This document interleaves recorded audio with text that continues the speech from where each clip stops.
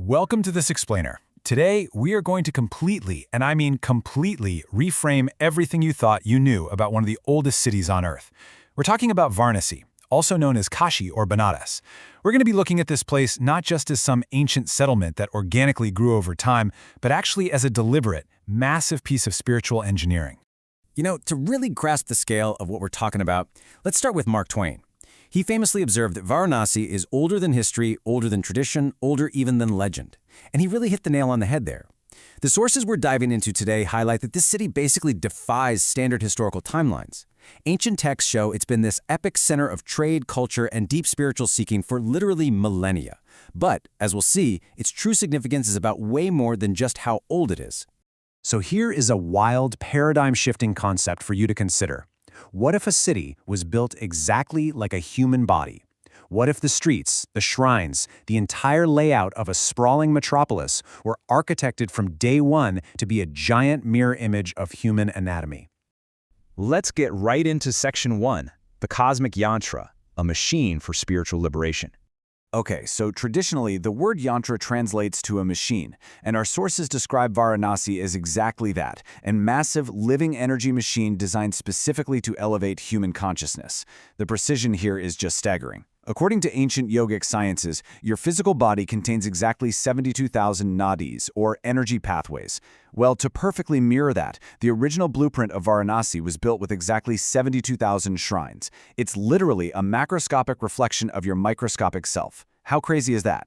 And the cosmic math behind this is absolutely brilliant.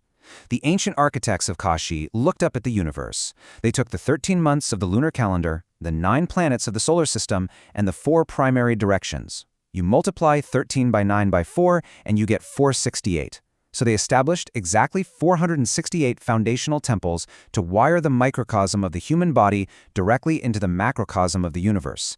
And to keep it all in perfect equilibrium, half of these, 54, are dedicated to Shiva, representing masculine energy, and the other 54 are dedicated to Shakti, the feminine energy. It's a completely balanced equation of existence. Oh, but it goes even deeper. The founders literally constructed a city that reflects the exact elemental breakdown of your own anatomy. Think about it. Your body is roughly 72% water, 12% earth, 6% air, 4% fire, and the rest is space. By building the city to resonate with those precise proportions, they engineered the ultimate environment for something called Bhut Shuddhi. That's the yogic science of purifying the 5 elements within the human system. It's not just a city, it's a tool for ultimate spiritual purification. Moving right along to Section 2, the Guardian of Kashi, meeting the Divine Police Chief. Now, if you build a city of this magnitude, generating this much raw spiritual energy, you absolutely need an uncompromising protector. Enter Kal Bhairav. Often, people just see him as this terrifying manifestation of Lord Shiva, but the sources explain that we need to reframe him entirely. In Varanasi, his official title is the Kotwal. He is the strict divine police chief. Basically, anyone who wants to live in or even visit the city has to energetically get his permission first. He is the one maintaining the law, the order, and the absolute purity of this sacred geometry. And his origin story? It is intense. It actually starts with a huge cosmic argument between Brahma and Vishnu over who is supreme, because, even deities have ego clashes. But things escalate really fast. Kal Bhairav emerges in a state of pure rage and actually severs one of Brahma's heads. Because committing this act is a grave sin, a curse fuses the severed skull permanently to Kal Bhairav's hand, so he wanders the earth for decades doing penance. But the very moment he steps across the boundary into the hollow geometry of Kashi, the curse shatters. The skull finally drops, he finds ultimate redemption, and decides to stay forever as the city's guardian. To really put the Kotwal's authority into perspective, consider this. His jurisdiction is so absolute that even Yama, the actual god of death, is strictly forbidden from executing his duties within the city limits. The god of death literally has to check his badge at the door. This incredible rule ensures that the city's cosmic order and its whole promise of spiritual liberation remain totally unbroken by standard physical laws.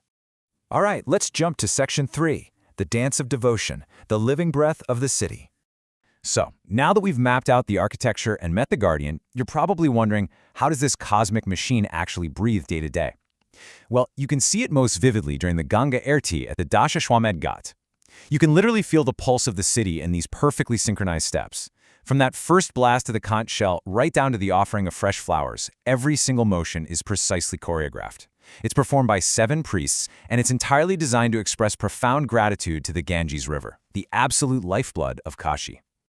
And here's the thing, there is deep, deep intentionality behind every single element used in this ritual. Like the incense isn't just there to make the place smell nice, it's actively utilized to purify the surroundings and attract positive energy. The heavy brass lamps, they represent purification through divine light. It's this incredibly intentional, multi-sensory experience that is engineered to completely envelop you in a mystical aura, harmonizing all those cosmic elements we talked about earlier. Which brings us to our final part, Section 4. The City of Liberation, Rethinking the End of Life. For this, we have to travel down the river to the Manikarnika Ghat to confront the ultimate truth of human existence. And the sources for this explainer really challenge us here.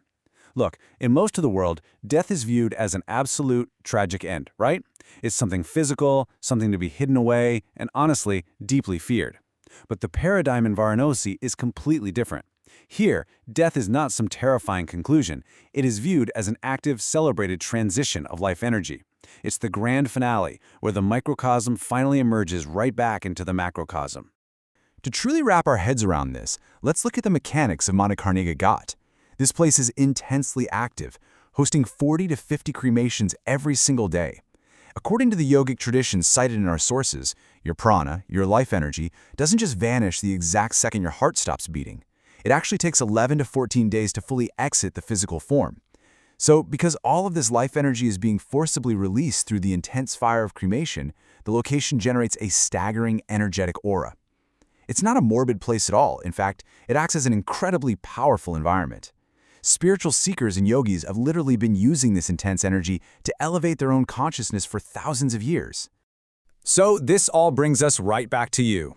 The cosmic math, the fearsome guardian, the daily rituals, the roaring cremation fires, they all point to one ultimate truth in Kashi, the unbroken continuity of energy. If death isn't a final stop, but just life seamlessly moving from one dimension to another, facilitated by this ancient living machine, what does that mean for how you live your life today? It's a pretty profound question to chew on.